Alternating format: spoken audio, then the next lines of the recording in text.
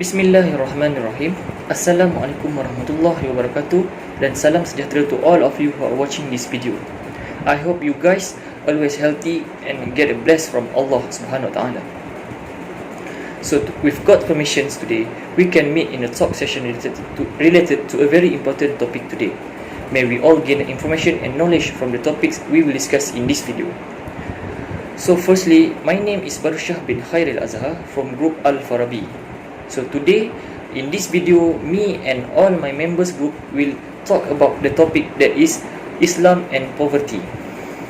So, before we go any further in this topic, I would like to explain a little bit about this topic. So, what is the meaning of poverty in Islamic perspective?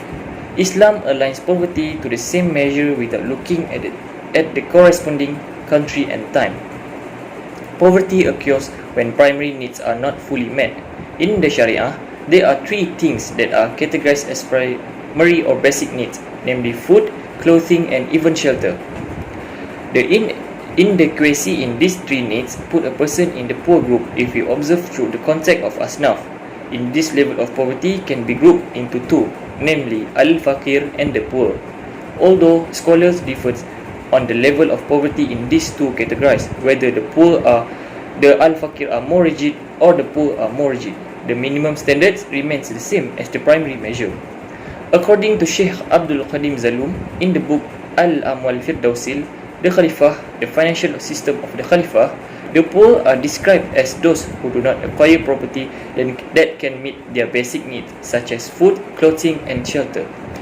Where the poor are counted when they have nothing, do not own a house, and they do not beg of another people to give them some food and money. So these two categories of poor groups include those who need help for livelihood, especially basic needs as individuals and their basic. So that's all from me that I can explain a little bit about this topic.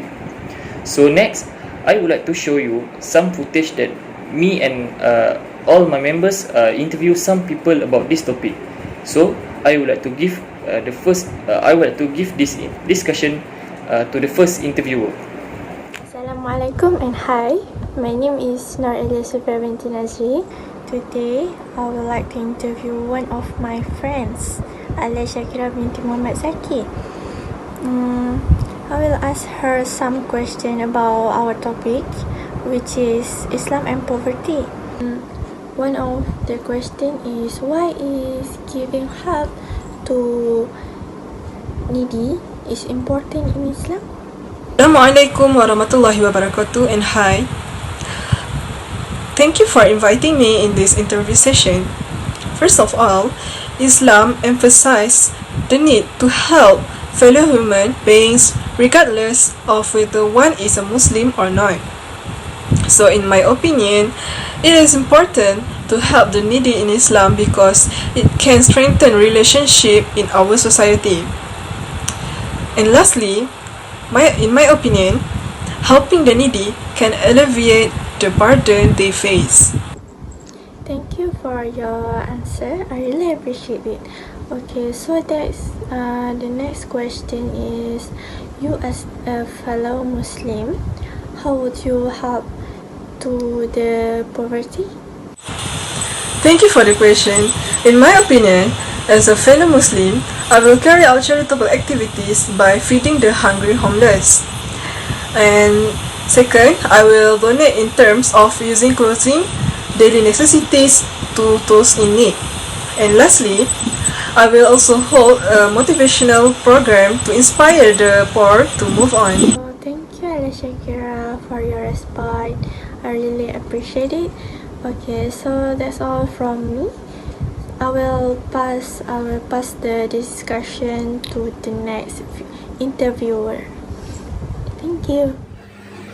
Hello, my name is Sister Aisa binti Roslan and I'll be interviewing you for today. Before I start the interview, would you please introduce yourself? Hello, my name is Raja Iskandar. I'm an illustrator and animator, and I'm here for an interview. Alright, the very first question I have for you, Mr. Iskandar, is why is giving help to the needy important in Islam? Well, I think it's important to help the needy in Islam because that's what's written in the Quran. And as the central religious text of Islam, I believe we have a responsibility to follow what it says. Very good. So my next and last question is, as a fellow Muslim, how would you help the poverty? As a fellow Muslim, I think we can help by, I can help by donating to charity, whether it be food or clothes or money. I could also volunteer myself and help during a crisis or help the homeless. Thank you, Mr. Iskandar, for joining me for this short interview. Now I will pass this along to my next group member. Assalamualaikum, my name is Kalimullah Jan. So today I'm going to do some interview for a couple questions about Islam poverty. Waalaikumsalam. My name is Muhammad Birzan Irfan Ismail. Thank you for inviting me to join this interview. Okay, Mirza, question number 1 is, why is giving help to the needy important in Islam?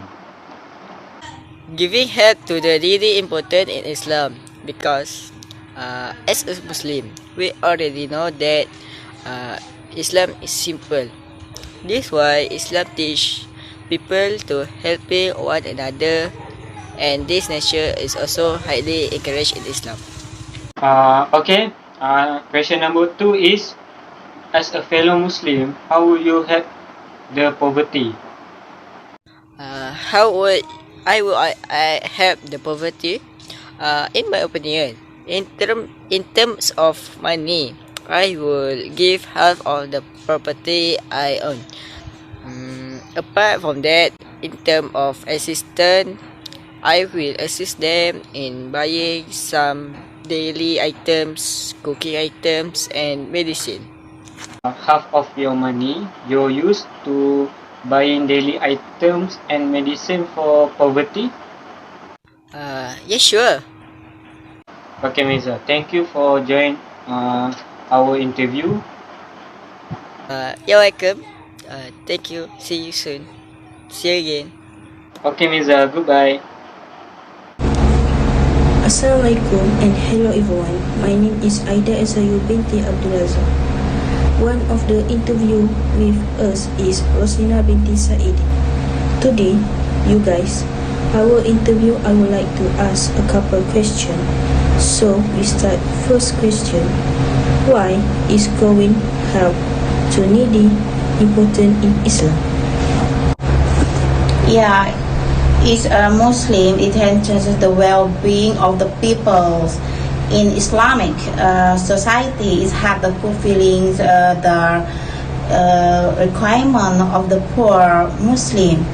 It lightens the debts of the Muslim debtor. It has taken care of those whose heart has been recently reconciled to the truth of the Muslim. Secondly, the question is, as a fellow Muslim, how would you help the poverty? Oh, the secondly question is it? For me, my poverty is my pride. The Islamic prophet Muhammad speaking was the Middle Age. The region of most Islam is the tenuous relationship with the idea of voluntary poverty. Means while Sufism has encouraged the reconciliation of material wealth, means Sunni and Shia scholars have traditional have that denied the inconsistent the Quran. We have Quran in Muslim means against those who would forbid the goods that God or Allah has put in the world of His people to enjoy in poverty with the pride of Muslim. Yeah, that's the answer for the second question to you. Alright, thank you. Thank you, Rosina binti Saidin, for answering this question. So, I would like to give this discussion to next interviewer. Thank you. Hi and Assalamualaikum. My name is Fazin Kisina. I will interview you a couple of questions about Islam and poverty. Okay, so for the first question, why is giving help to the needy is important in Islam? Hi, my name is Faidadina and I'll be answering your first questions. In my point of view, giving charity quarterly is crucial to both of the well-being of the needy as well as ultimate happiness of the wealthy. For me, by sacrificing part one of wealth and giving a charity, the individual is guaranteed protection for themselves for tragedy and misfortune. Other than that, as what I have been observed in this pandemic, many patients lost their life because they cannot afford to pay for expensive medical bill. Even though people are not suffering from life-threatening disease, they fail to pay hospital bill and their situation get worse because of lack of money. These financially disabled people need help so they can get a chance to survive. Okay, good answer. Okay, so for the second question, as a fellow Muslim, how would you help the poverty? In my opinion for these questions, is to donate. Most people in the world do not live the privilege of disposable income. You can put some of yours to good use by donating to one of the many charities across the world helping in the fight against poverty. We also can help the poverty by being a volunteer. Your money helps, but your time can be just as important. Whether you serve soup to the homeless in your own community or to help build the school. Thank you for answering all of my questions and for your time. Thank you. So, there are some footage that my group member interview some people about this topic and asking them their opinion about this topic. So, the conclusion that can be made from the topic of Islam and poverty is that in an effort to eradicate poverty, initiatives that are more creative, innovative and exploratory should be implemented to open opportunities and increase people's involvement in economic activities. This can be done by developing the use of human and natural resources, in addition to carrying out economic activities guided by the rules set out in the Quran and Sunnah. Malaysia, as an Islamic country, itself encouraged its ummah to always work diligently in search of well-being. What is important is the involvement and commitment of all parties to focus on this problem. Urban problems need to be emphasized in achieving a better quality of life. So, that's all from my group. I hope who are watching this video right now can get all the information and all the knowledge about this topic. Once again, thank you and goodbye.